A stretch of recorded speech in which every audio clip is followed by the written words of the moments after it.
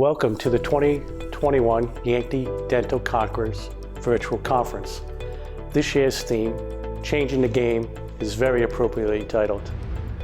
I've been involved in many conferences over the years. This is my first virtual conference. I'm probably not alone in that regard. My name is Norm Kelly, Principal Consultant of Practice Exchange.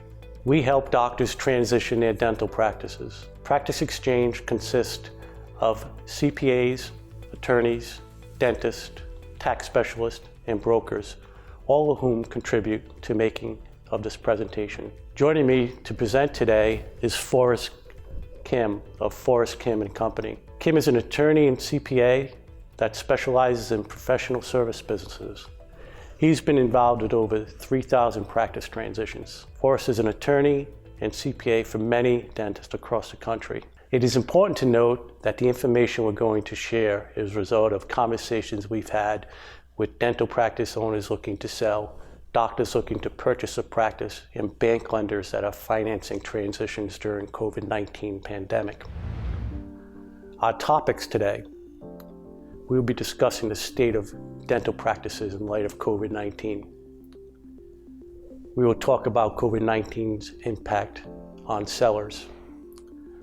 We will look at COVID-19's impact on buyers.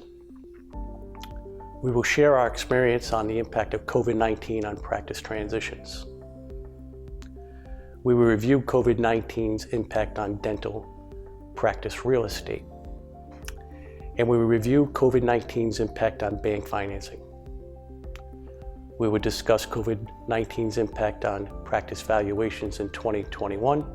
And we will discuss the December 2019 update to the CARES Act.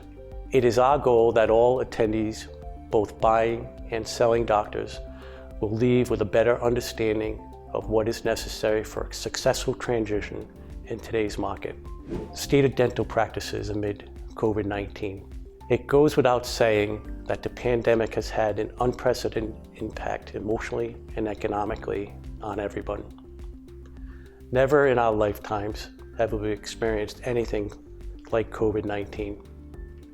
In mid-March, I remember receiving our first call from a bank. The bank called to inform me that they were withdrawing their financing on a transition that was supposed to close the following day. This was a great practice and a solid deal, but uncertainty surrounding COVID-19 had become too great for the lender to feel comfortable. At that moment, I realized that the dental transition industry was about to be officially placed on hold. Soon thereafter, all the banks we were working with on deals in our pipeline called to inform us that they were withdrawing financing. Across the country, dental practices started shutting down in March. Most practices were closed throughout the months of April, May, and June. This raised many questions and uncertainties. When can we reopen? What do we need to do to reopen? How do we reopen safely? Will the federal government be helping out? What is my state government's expectations regards to reopening? Will the banks start to lend again? As we entered June and July, we started to see practices reopening. Doctors were telling me all the things they needed to do to keep their patients and staff safe. Keeping their staff and patients safe was the #1 priority.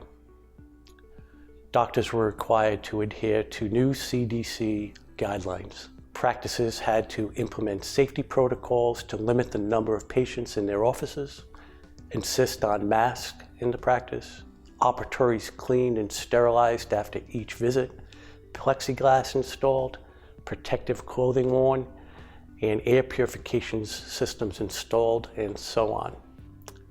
I'm going to ask Kim to share his experience on this topic. I have been asked so many questions, primarily about the PPP loan and the Family First Coronavirus Response Act, also known as the FFCRA. Let me discuss about the PPP loan briefly. I have been busy updating my client with the PPP loan forgiveness this past summer.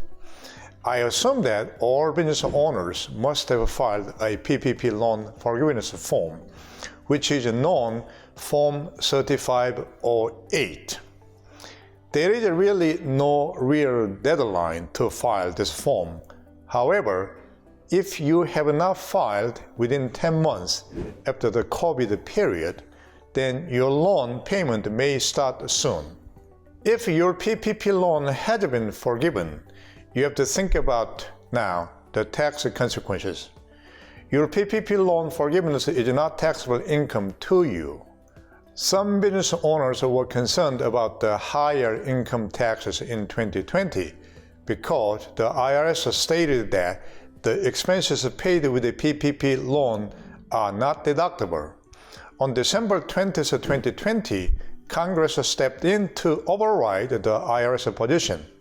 Now, the expenses paid for with the PPP loan are in fact deductible for purposes of income tax. This is really a great double dipping. I have advised those clients to buy necessary business equipment in advance. This way, they can create ordinary and necessary business expenses. However, this may be a wash.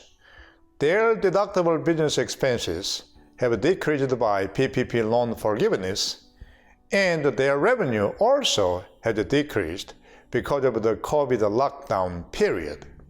So many clients have asked me whether or not they are subject to FFCRA, which is again the Family First Coronavirus Response Act. If so, how do they comply with this new law? Under the FFCRA, employers with fewer than 500 employees must provide with a paid sick leave or expanded family medical leave.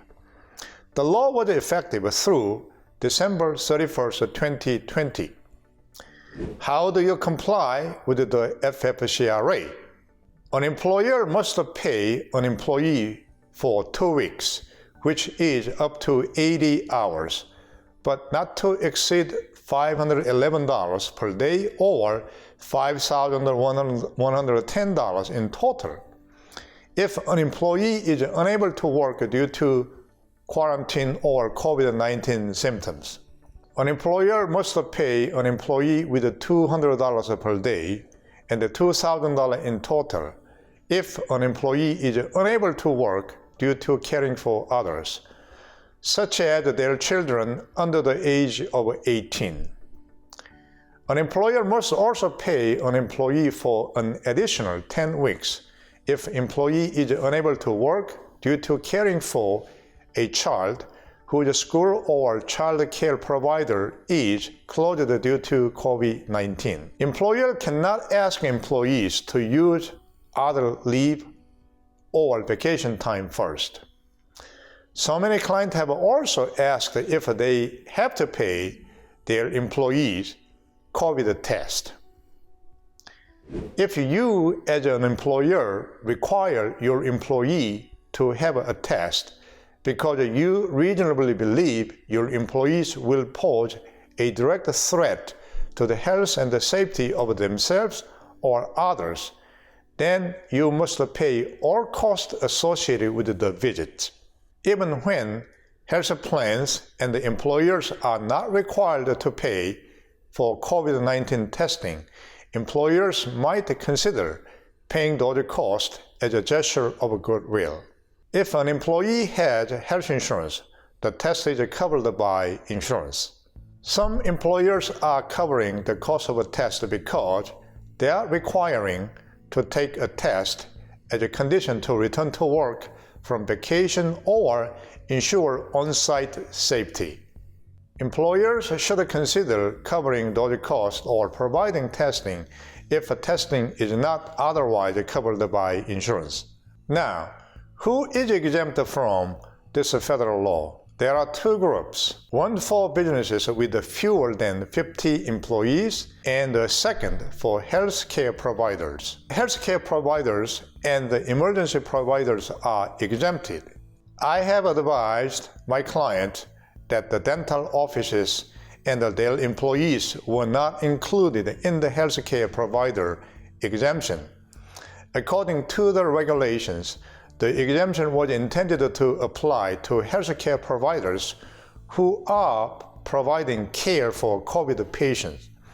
Therefore, dentists were not included in the definition. The penalties for non-compliance can be quite costly. Therefore, I have encouraged my client to consider that compliance with the emergency paid sick leave under the FCRA because it is a win-win situation. A tax credit is also available to them. We will discuss this in more detail later in this presentation. If your business has fewer than 50 full-time employees, and the healthcare provider, then you are also exempted from FFCRA. To qualify for the exemption, an employer must show that the imposition of FFCRA requirement would jeopardize your business as a going concern, meaning your business expenses exceeding revenues, absence of employees causing substantial risk to the business, or no sufficient workers available. Finally, how do you claim the tax credit?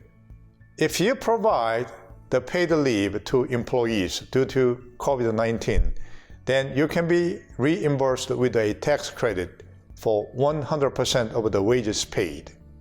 Also, if you provide the paid leave to employees due to COVID-19, then you can be reimbursed with a tax credit for health insurance and the employer's share of payroll taxes. How can you claim the credit?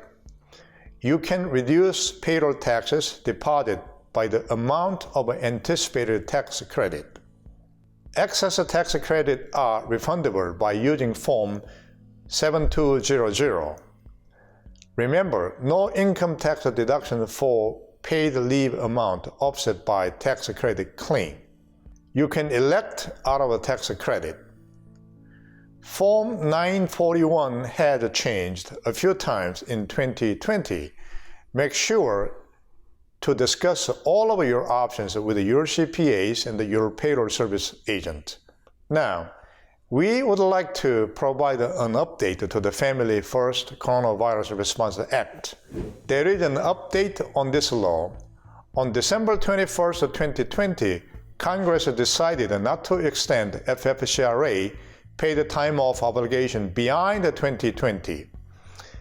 As we have discussed previously, the Family First Coronavirus Act temporarily mandated the paid sick time and the paid family leave for COVID-19 related issue. This included the schools and the daycare facility being closed. These mandates were in place through December 31st, 2020. I would like to emphasize that even though FFCRA paid leave benefits are no longer mandatory, employers can voluntarily continue providing paid leave benefit.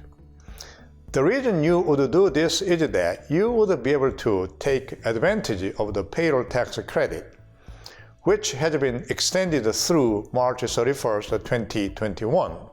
Even if employers are no longer required to provide the paid sick time or leave to employees after December 31st, 2020, employers who choose to provide the benefit will be eligible for tax credit for the paid sick time through March 31st, 2021.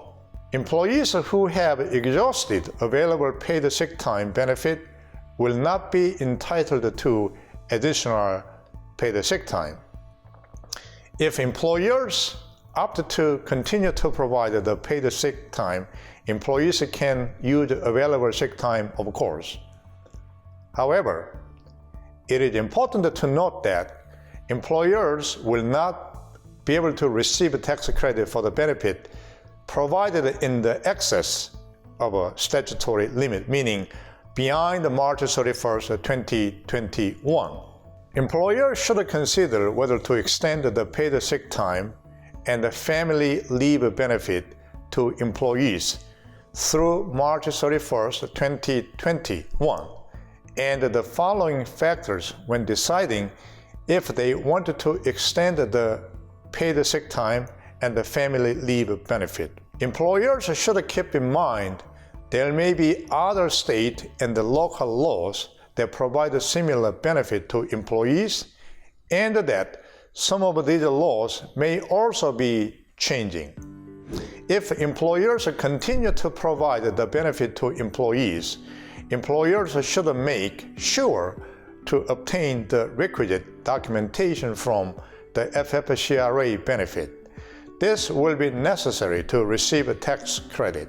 If employers are providing extended benefit, they should continue to document the leave use.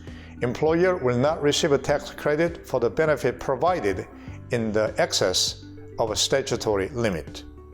Our next topic is COVID-19's impact on sellers. Our experience on the impact on sellers during COVID-19 is in real time. We had deals in March that were put on hold. The selling doctor and the buying doctor still intended to get a transition completed. We needed the bank lenders to start financing loans. In June, we started getting calls from banks. I must say, the lenders did an excellent job communicating to us what they needed from the selling doctor in order to approve financing to get transactions completed. I remember the first requirement was a complete definition of the safety protocols and processes that the selling doctor needed to put in place to reopen. Selling doctors were required to complete a COVID-19 questionnaire for the banks. Doctors were facing a new set of challenges as a result of COVID-19. The biggest challenge is how to ramp up production again when you're faced with a host of safety protocols which limits the number of patients in the office. Doctors told us patients' visits take much longer to complete because each operatory needed to be cleaned and sterilized after each visit. One solution to ramp up production to see more patients is doctors have decided to add more days and hours to their schedules. Practically every doctor told us that hygienists did not feel safe and did not want to return to work. Some retired completely. Doctors said staff members were receiving unemployment benefits which paid them more than what they typically would receive working. All these factors have impacted practice transitions. Our next topic, COVID-19's impact on buyers. I have found the impacts on buyers is different pre-COVID-19 and post-COVID-19. It is our experience that buyers who made offers pre-COVID-19 have closed deals provided one key factor was proven. The practice they were purchasing needed to show that the gross revenue in months after reopening were at 80 to 100% in comparison to the same month in 2019. For example, July 2020 gross revenue compared to July 2019 gross revenue, August 2020 compared to August 2019, September 2020 to September 2019. If the practice met this benchmark of 80 to 100%, then banks were willing to move forward. An important element to remember is that practice valuations pre-COVID-19 were performed in early 2020 and were based on 2019, 18, and 17 financial information. When it comes to practice valuations after March or post-COVID-19, we see buyers more risk adverse. Buying doctors are concerned with the loss of revenue in 2020 Q2, and they are suspect as to whether patients have returned to the practices. As a result, many doctors have been trying to get a COVID-19 discount. I'm going to ask Kim to weigh in on his experience in dealing with buyers' expectations. Buyers are resisting to purchase dental practice because they are worried about a resurgence of COVID-19. Buyers who had already purchased a dental practice in 2020 wanted to know if they were eligible for obtaining grant from federal government. As you know, there were many government grants from both federal and state. In a typical dental transition prior to COVID-19, buyer would only be purchasing the asset of a dental practice, not the company, equity sale, or its tax ID number. The reason for this is because the buyer does not want to assume seller's existing liabilities. In preparation of the possible second wave of COVID-19, buyer wanted to explore the option of acquiring company itself and the tax ID. The federal grant is usually available to existing business owner. This means that in order to qualify for federal grant, the business must have been in existence prior to February 15, 2020. Therefore, buyers are interested in acquiring the tax ID company itself to see they are eligible for the grant. Our next topic, the impact of COVID-19 on practice transitions. Look no further than to the bank lenders that have dedicated practice lending departments to gauge the impact COVID-19 has had on practice transitions in 2020. There are major banks that simply are reluctant to lend. These are banks that did hundreds of loans a year. Some lenders are taking new applications, but are not doing loans. This is a reflection of the times we are living in today. On the other hand, there are banks that are aggressively lending and capitalizing on new opportunities. We are closing deals in 2020. We have seen an influx of new listings because doctors thinking of retiring 1-2 years out are moving their plans forward. Some doctors with pre-existing conditions have decided to sell. The next topic, COVID-19's impact on dental practice real estate. The pandemic may have far-reaching effects on real estate value because many companies may allow their employees to work from home. Dentists don't have that option. Paying rent is one of the largest expenses of dental practices. This is money you could put into your own building or your own retirement. Over the last 15 years, commercial real estate has been very robust. In this seller's market, landlords had a firm grip on their tenants. For a retailer, moving would simply be a matter of packing up equipment and products and relocating to a new space. Not so for dentists. The move is more difficult, with plumbing, proper disposal services, including mercury waste disposal, lead-insulated walls, patient retention, and other issues. Relocation is unlikely. For many years, dentist tenants who were unhappy and wanted to move could not because of all these limitations. Landlords knew they had the leverage. With COVID-19, a new opportunity has presented itself. Overnight, the landlord's dream and the seller's market had turned upside down. After 2 weeks of the shutdown in March, only 25% of mall tenants were able to pay their rent. Commercial retail property dropped 11%, and banks began to freeze lending for small and medium-sized real estate deals. Dentists now are in a prime position to ask for new lease terms with lower rates. Landlords recognize the long-term value of renting to a successful dental practice. During the past 15 years, lease negotiations could be a nightmare for tenants. Now the tenants own the upper hand. Negotiating the price of square footage rates are more beneficial to tenants. Let's discuss why buying a property is better than renting long-term. By owning your dental business property along with the practice, you are investing in your own future. Why banks are cautious to give out loans to individuals purchasing commercial real estate for investment purposes, they very much favor and will still lend to dentists as tenants in their own buildings. Commercial real estate, though not as discussed as the stock market, can be just as lucrative, if not more, especially if you are a tenant in the building. By owning your own building, you're putting your rent money into an asset that you control as the inevitable demand for property drives up its property value evermore. The three most advantages to owning business real estate are control, stability, and financial benefits. When you own the business property and the practice, you have complete control to develop, operate, and modify the building to your needs as the practice evolves, as zoning regulations permit. You are no longer at the mercy of the landlord.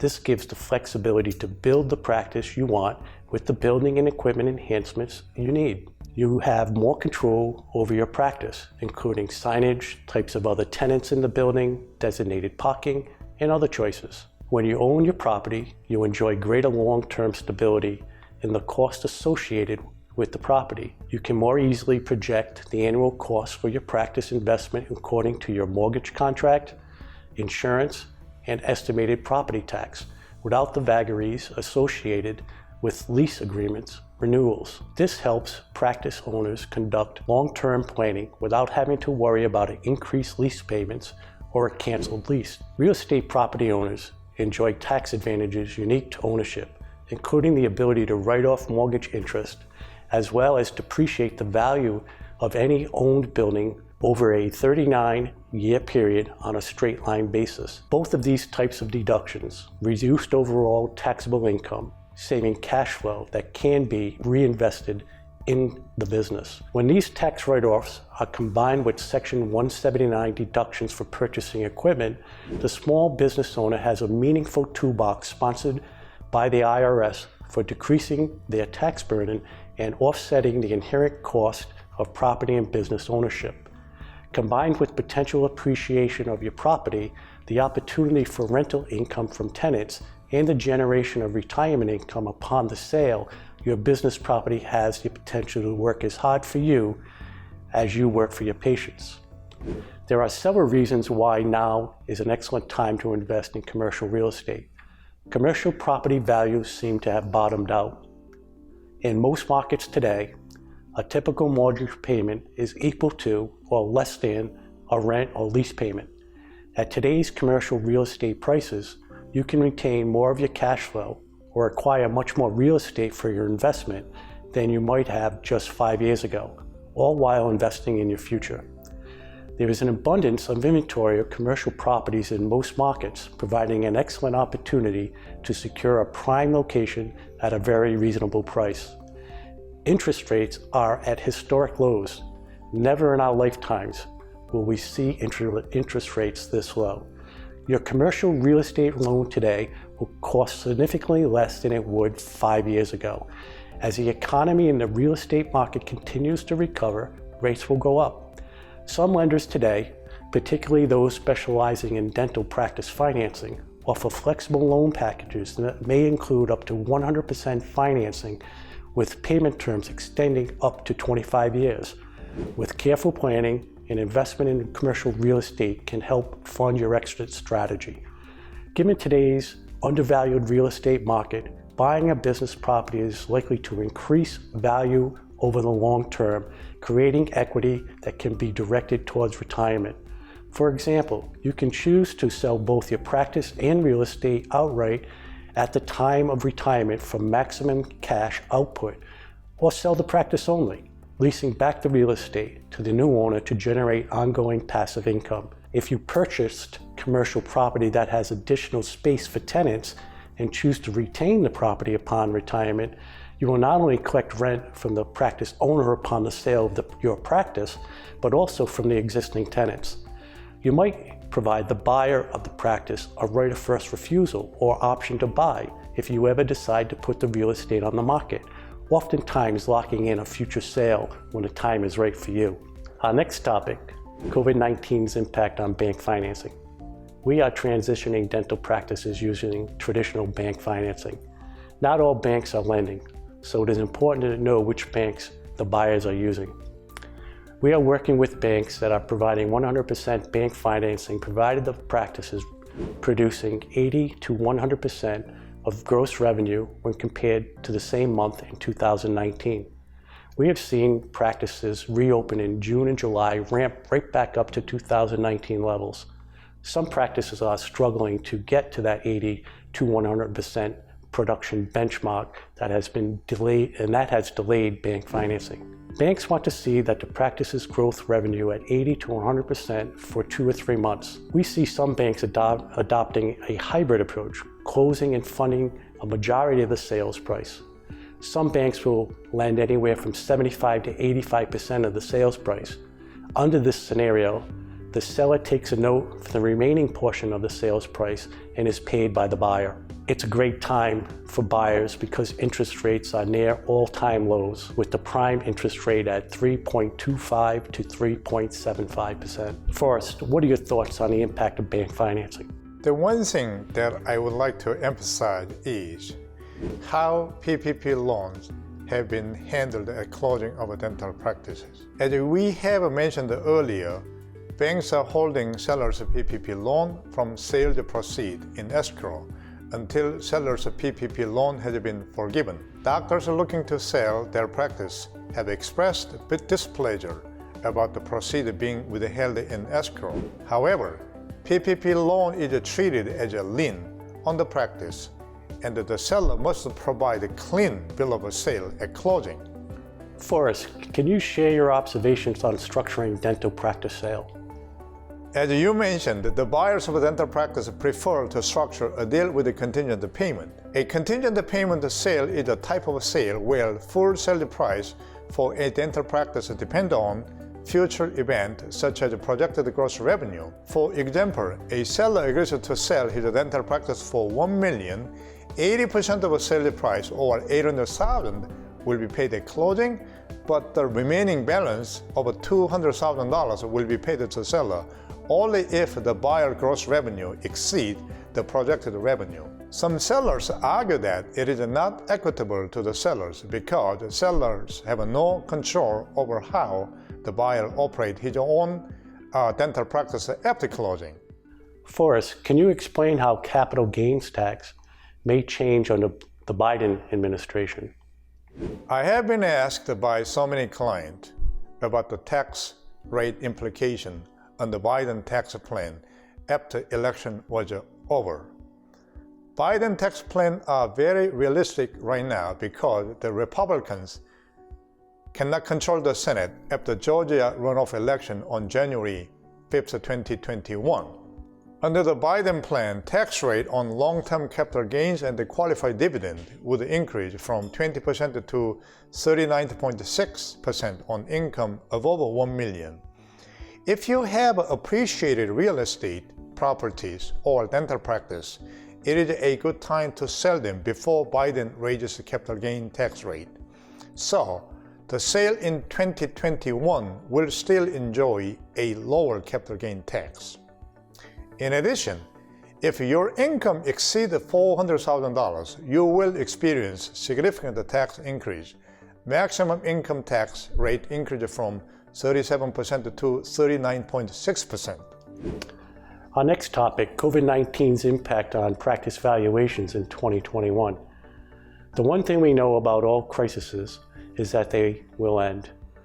One of the big issues in valuing a dental practice during COVID period is how to treat the impact of one-time events or subsequent events that purchasers are not going to factor into their assessment of future earnings potential. The revenue declines that practices experience due to office closures in March, April, and May of 2020 are just that kind of one-time or temporary events. Practice owners need to take comfort in the fact that supply and demand will keep practice values strong. There is a robust demand for very good dental practices in the dental transition marketplace and a small supply. This will keep valuations and asking prices high. The key is to seek out experienced advisors you can count on, not yielding to buyers whose real interest is their own gain. Forrest, what is your take on the impact of COVID-19 on dental values in 2021? The economic impact of the COVID-19 pandemic is still uncertain, as it is not yet fully known how quickly the virus could be contained. What is certain at this point is that uncertainty will be part of the foreseeable future, as we all continue to adjust to the new norm. In response to the COVID-19, business valuation analysts must assess what this pandemic and its ultimate impact may mean for both sellers and the buyers of dental practices. Normally, when performing a business evaluation, a specification valuation date must be explicitly stated in the valuation report, because the valuation date is the specific date at which the valuation analysts estimate the value of a business and conclude his or her estimation of a business value. Generally, the valuation analyst should consider only the fact and the evidence existing at the valuation date and the event occurring up to the specific valuation date. In other words, a business valuation accounts only for what was known or knowable as of the specific valuation date. However, an event or a condition may occur subsequent to valuation date that could affect the value. Such an occurrence is referred to as subsequent event. Typically, the valuation would not be updated to reflect those subsequent event or conditions. Moreover, the valuation report would not include a discussion of those events or conditions, because the valuation is performed as of a point in time, the specific valuation date. However, there may be a situation in which the subsequent event may be of such a significance as to warrant disclosure in a separate section of the report, in order to keep users or potential buyers informed. Therefore, at the valuation analyst election, a valuation report may include a disclosure and the consideration of a subsequent event. It is important to note that when determining whether or not to include subsequent event in a valuation report, valuation analysts should carefully evaluate whether the inclusion of a certain subsequent event and the exclusion of others gives the appearance of a bias. This could impact the credibility of your valuation conclusion and report. The difficulty in assessing the impact of COVID-19 is that there is no definite date when the event took place or condition arose. Unlike 9/11, which happened quickly in one single event, the conditions surrounding COVID-19 have evolved over several months. The challenge for valuation analysts is to determine whether the economic impact of COVID-19 was known or knowable on the particular valuation date, or whether it is a subsequent event that should be considered in calculating value. In general, potential buyers prefer to see COVID-19 incorporated into the valuations. Most valuation analysts believe that as of December 31st, 2019, COVID-19 impact was not known or knowable, and the impact became known or knowable at a later date, such as January 31st, 2020, when US declared a public health emergency. In summary, for valuation date from December 31st, 2019 until the end of the first quarter of 2020, valuation analysts will have to use their professional judgment and consider valuation purpose. Now, can I show the impact of the determination of a value, or can I disclose the conclusion of one of my valuation methods? The answer, no, in both cases. The valuation analyst should not disclose or discuss the impact that a subsequent event such as COVID-19, would have on any aspect of his or her valuation report or conclusion of the value, because the impact was not known or knowable as of the valuation date.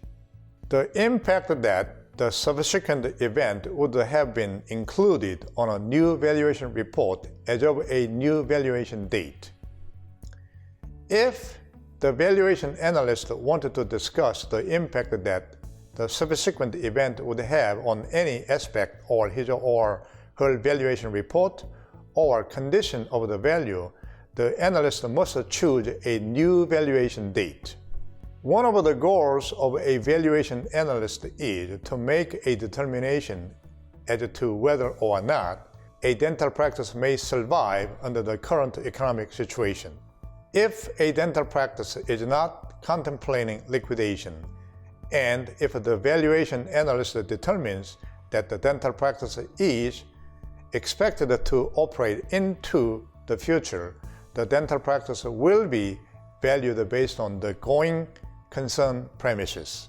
If a liquidation of a dental practice is imminent, an orderly or forced liquidation premise will be used, which assume that dental practice will be terminated and the equipment are sold piecemeal. As of the end of 2020, 99% of dental offices were open, and the patients' volumes were estimated at the 80% of pre-COVID-19.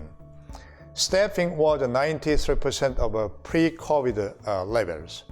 These values have been roughly unchanged for several weeks now, and suggest that dental practices have reached a steady state of economic activity in dental offices. Now, moving on 2020, meaning changing new valuation date. The COVID-19 has created a new circumstance for dentistry filled with the uncertainty and the question about the future practice closure, practice viability, employee retention, increased operation, and the capital cost, and the reduced the patient's flow. For example, how does a dental practice appraiser account for these new circumstances? Do grant or loans from the government impact the appraisers? Obviously, a well-funded dental practice is more viable.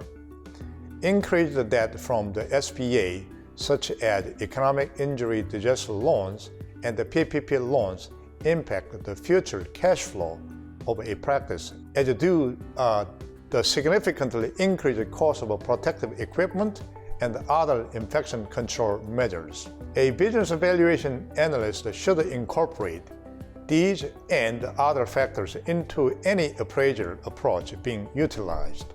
In addition, a business valuation analyst would also modify a typical method of business evaluation.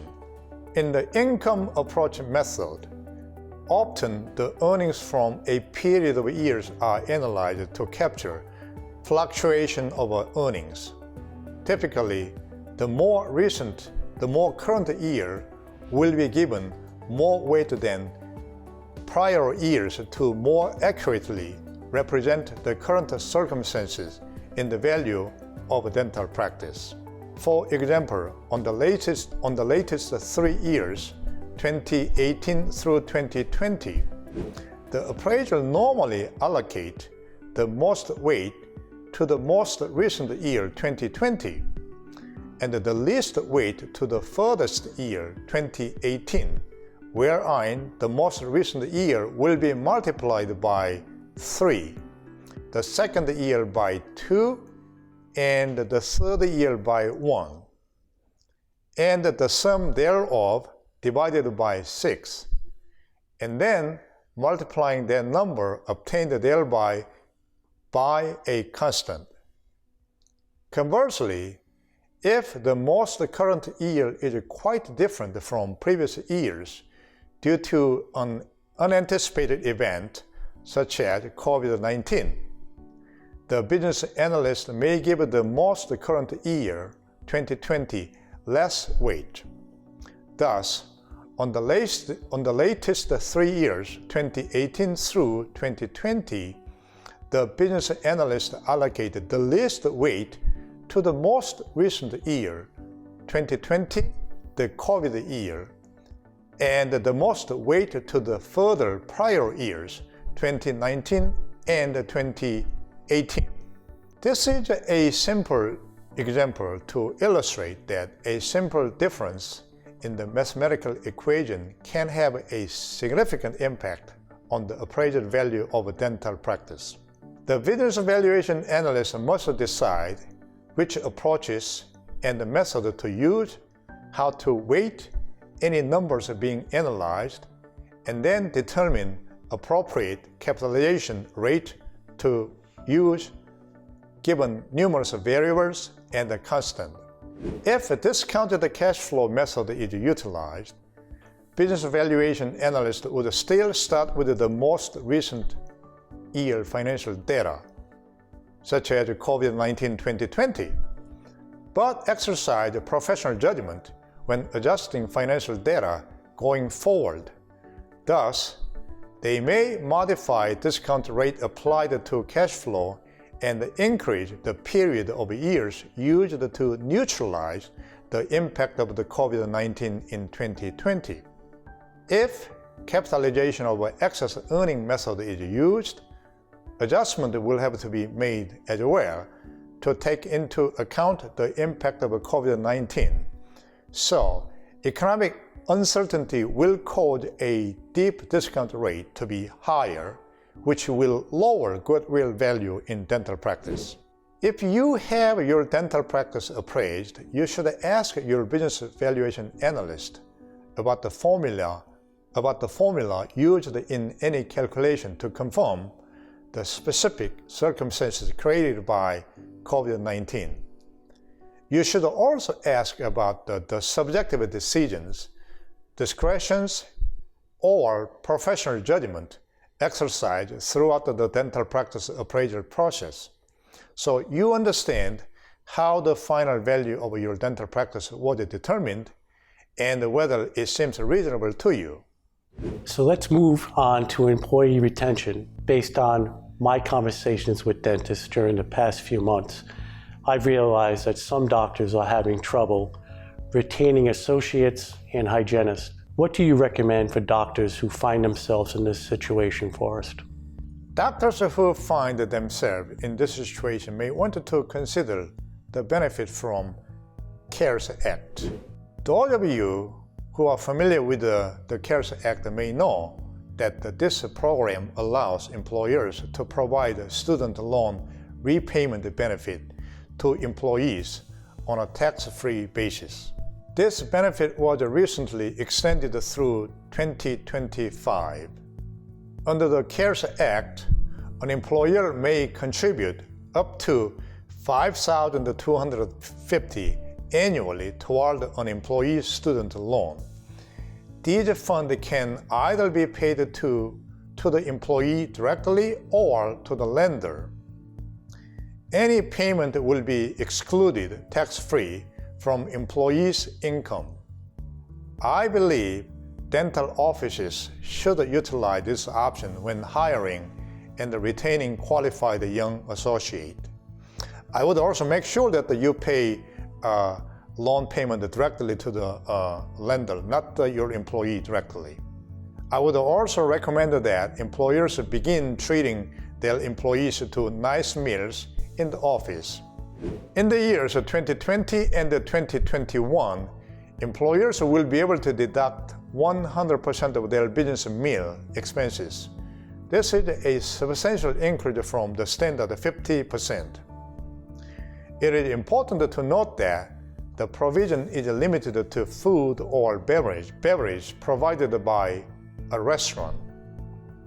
The goal of this is to help assisting restaurant industry, as you can imagine. These deductions do include meals delivered to a business associate for a virtual meal or meeting. Therefore, I would recommend that the next time you are having a Zoom meeting with your staff, that you provide a meal for all of your employees. On August 8th, the President issued a memorandum allowing employers to defer withholdings, employees' share of Social Security taxes due in the last quarter of 2020. What effect has this had on dentists? Well, this has a very little or no impact on dentists in particular. Some of my clients have reached out to me and asked if it is worth taking advantage of this law. I have advised my client that they should just pay payroll taxes timely. In my opinion, deferring tax liability is not a good idea for business purpose. Paying payroll taxes on time is always in the employer's best interest. I think it is important to discuss the changes to flexible spending account, aka the flexible spending arrangements. As we all know, office managers of dental offices always remind patients about FSA deadline in December. Do you think you can elaborate on the changes that have been made to this program first? An FSA or flexible spending account is an employer-sponsored health care benefit that allows employees to set aside up to $2,750 annually to cover the cost of qualified medical expenses. It is a lot like a saving account, but it is used for qualified health-related costs. FSA works on an annual basis and is funded through regular payroll deduction on a pre-tax basis. In the past years, these funds have been subject to a use it or lose it rule. This means that if an employee did not use the fund by the end of each year, then the fund will forfeited to employer's account. Simply put, if you miss the deadline for spending, then you lose all of your money. Under the new bill, employees are now allowed to roll over the unused amount in their health and the dependent care flexible spending arrangement from 2020 to 2021 and from 2021 to 2022. I believe that it is a really good benefit to employees. However, frankly, I do not know if this provision really benefit dental offices for marketing purposes. Think about it. If patients know that they do not have to spend their fund by the end of the year, they are not really motivated to visit the dental offices. Normally, when we do presentations, we would have a question and answer session at this point. Unfortunately, that is not an option this year. If you have any questions for either Forrest or me, you can contact us via email at norm@practice-exchange.com or forrest@forrestkim.com. We would be more than happy to answer any questions that you may have. Forrest and I would like to thank the Yankee Dental Congress for the opportunity to present today. We hope all attendees have a better understanding of what is necessary for a successful transition in today's market. Special thanks to my friend Forrest Kim for taking the time to join me in this presentation. We will see you in person at the 2022 Yankee Conference. Be safe, everyone.